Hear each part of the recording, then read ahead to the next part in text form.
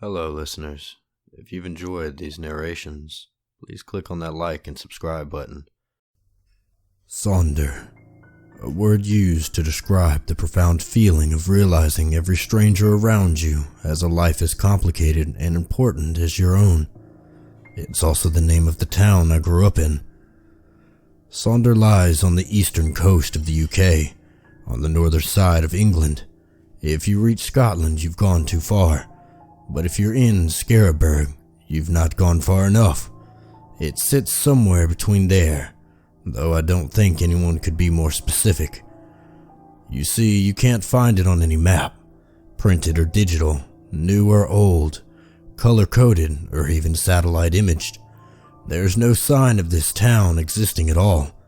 If you pay enough attention online, though, you'll find some odd few people mentioning the place, like this post here. Like a whisper passing by in a busy place.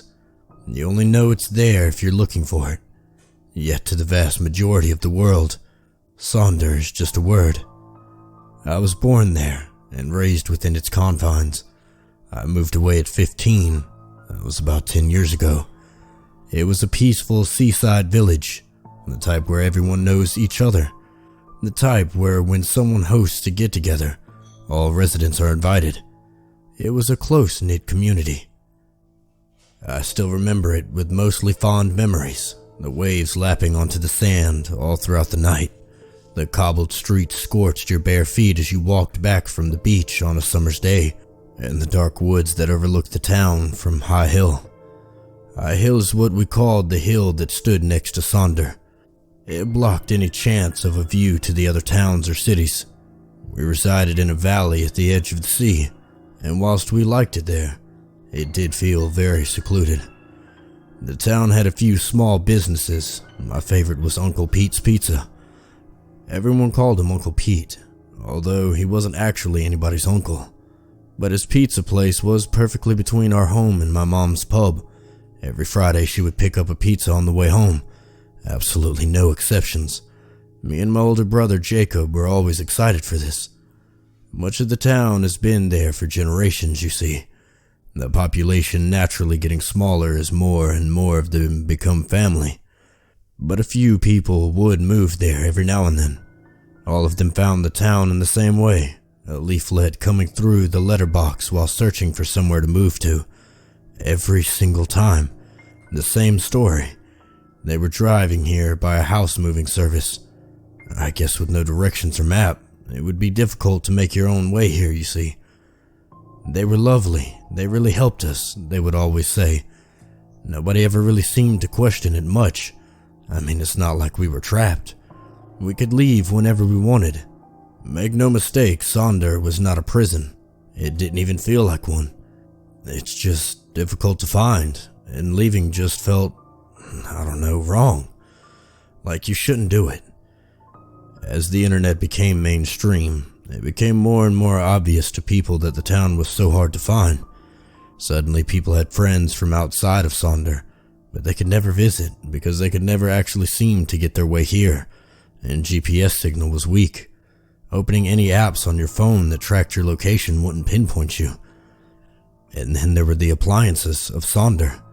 All of them had the same logo on somewhere, just the letter V in a circle. Since leaving, I've tried to research this company, but to no avail. The moving company that people arrive in also had this logo on their vans.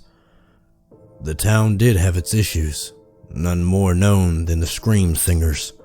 At night, if you listened hard enough, you could hear them. A chilling, soft sound. It was almost like a distant scream, yet just a bit more melody to it. Something enchanting, yet filled you with dread. Nobody ever saw them, but someone in the town would go missing every now and then, maybe once or twice a year. Some lived alone and hadn't been seen in a few days before anyone realized. Some were cuddled up to their partners in bed, only for their partners to wake up with them no longer in their arms. The only thing they had in common is that there was never any signs of an entry or any struggle. My entire life I've known the echoes over the valleys to mean trouble, but my mother used to tell me stories of when the townsfolk thought they meant hope. a simpler time. It's difficult to pinpoint exactly when people made the connection between the disappearances and the whistles of the night, but they would almost always start a few weeks before a disappearance and stop the night after someone had gone missing. This had always intrigued me, but not as much as it did my brother.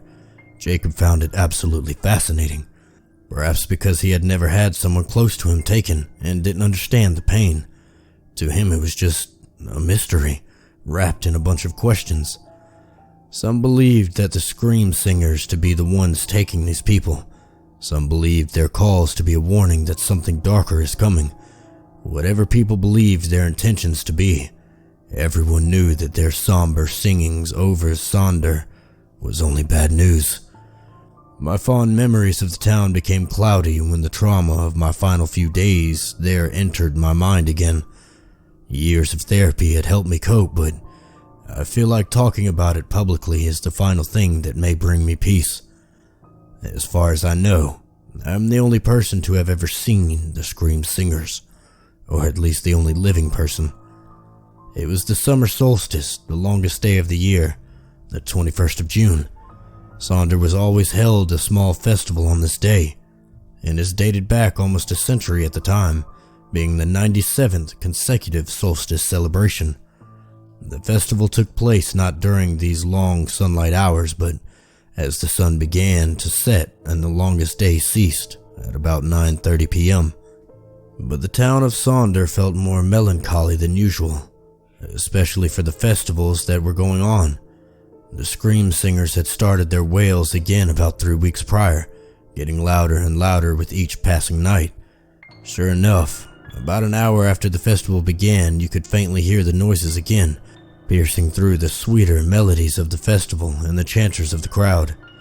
People tried to ignore it and continued the celebrations, but every time the wind blew in just a particular way to make the noises more potent, you could see the looks on everyone's faces, the unspoken, silent fear washing through the crowds like a wave. My mom's pub, well, really our family pub, was right at the festival. As such, the doors were wide open and people kept coming in and out. It was always one of the busiest nights of the year, so me and Jacob were sat drinking red wine. He was 17 and had a proper glass, but I still had the half lemonade in mine. It was the only night of the year that I was allowed to drink alcohol. The festival was still going strong when Jacob had the idea to go on a little hunt outside of town and get a better listen to the scream singers. I hesitated, of course, but I was always up for an adventure, so half reluctantly, I agreed. We got a few streets away before the howling became louder than the music. We then stood in the perfect mixture of unknown to one side and enjoyable to the other. We should not have kept going, but of course we did. We reached that final building before the cobbled streets turned to grass and mud, and didn't stop there. Without saying a word to each other, it was like we knew what we wanted to do. We wanted to be the first people to have seen the scream singers, the first to understand them. But we didn't know that only one of us would be catching a glimpse that night. High Hill was steep, but not too steep. You didn't need your hands to climb it. It just took a lot of energy, and every now and then we would look back at Sonder. You would almost think it was a ghost town from how dark it looked, if not for the bright festive rite in the center. The only clue of any life all packed together. The sounds of cheering, singing, and music echoed up the hill. All the while the sounds of the ghostly wails echoed down. A battle between good and evil. Not seen, just heard. As we reached the dark woods, we looked at each other, and it felt like we hadn't spoken in ages, so I broke it. "Are we really doing this?" Jacob just nodded, and I knew he would. I just needed to say something. Hearing nothing but ghastly screams was driving me, well, insane. We wandered around in there for what seemed like forever, though it was probably a lot closer to 5-10 minutes. Every slight crunch made me flinch and turn around. There was never anything there but the haunting screams which were all around us. And we reached a clearing, and that's when the sounds of the scream singers seemed louder than ever, louder than anywhere we had seen or heard before. In the center of the clearing was a rock, about as tall as me and a little wider. Jacob held me, as he could clearly tell that I was scared. "It's all right, man. It's just sounds. There's nothing to be afraid of. I mean, we can head back if you want." His words didn't comfort me, though. They only told me one thing. He couldn't see what I could see. Stood on the rock is something I will never get out of my mind. A tall, gray figure, about as twice as tall as any human I'd ever seen. It had 2 arms, but only 1 hand. The hand it had looked like what I could only describe was twisted. Its fingers weaved together in a way that didn't make any sense, and certainly wasn't natural. The shape of it was overall humanoid, but the proportions were just all wrong. It had no eyes, at least not at first.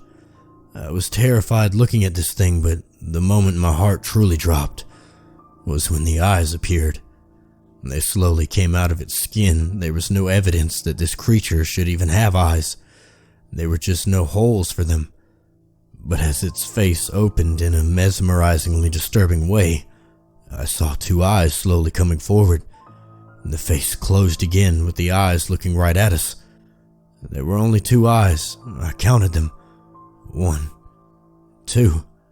Its face opened up again and it let out such a horrifying scream. I ran. I ran faster than I ever had before in my life, only occasionally looking behind me to make sure that Jacob was running with me.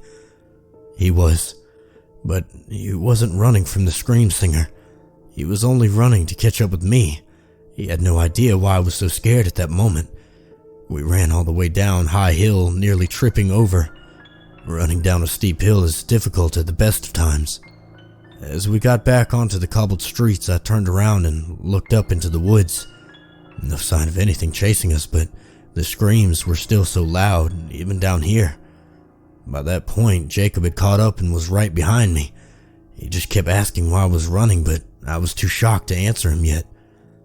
We ran another street, and that's when he reached out to hold me. I stopped running and let him hug me. He told me that whatever I saw, it was going to be okay, and that we were safe now. I closed my eyes with tears streaming down my face. I opened my mouth and began to explain what I saw, getting words out between choking on my tears. "It was this gray thing on the rock. You could see the rock, right? Well, on top." I realized the howling had stopped. I opened my eyes and Jacob wasn't there. I was just standing in the middle of the street with my arms out, hugging nobody. I looked to my right and could see the festival. I felt empty and confused. I just walked through the crowds, tears still streaming down my face. I found my mother at the bar and she asked me where I had been and if I knew where Jacob was. That's when I told her everything. She closed up for the night. We both knew that the scream singers had claimed their next victim. Surprisingly, she wasn't angry at me for going into the woods. She held me tight and neither of us spoke a word. We just wept and wept until we were too tired and empty to weep anymore. The next day was Friday. I got out of bed in the morning after absolutely no sleep and my mom was downstairs packing boxes. She told me we were leaving that same day. And within an hour we were in her car, driving away from our home. We passed Uncle Pete's Pizza. I realized this was the first Friday in my life that we weren't going to be eating there. As we drove further away from the sea and I saw outside of that small town for the first time, I already knew that leaving our life behind would not fix anything. Saunder is still out there. I hope somebody can find it.